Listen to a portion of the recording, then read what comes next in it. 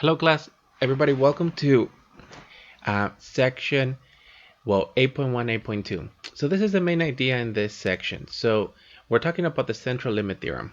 And in the central limit theorem, we're still talking about selections of data that happen to be actually bell-shaped.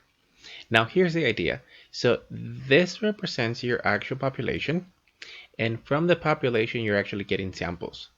As you keep getting more and more samples, in summary, the distribution of your samples happens to be bell-shaped. Now, this is the main idea in this actual section. So they're going to ask us to do evaluations of the normal distribution for single individuals. So if it says single individuals, we're going back to section 7.1 and 7.2.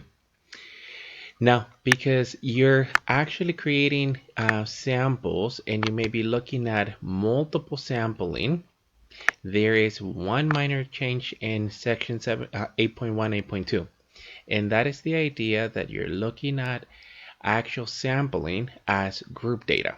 Now, if it were to say or mention in the problem that we're talking about a group of subjects, then the actual z-score changes from just the values of sigma or s, depending if you're talking about a sample or a population, to sigma divided by the square root of n. So if in the problem they mention that they're looking at a group of subjects and they want you to evaluate some probability, this is the new actual calculation that needs to be done. So you're basically just dividing the values of sigma by the square root of n, and n is how many individuals they're talking about. So once again, it's just an extension of the normal distribution, except that we're now talking about a group of subjects.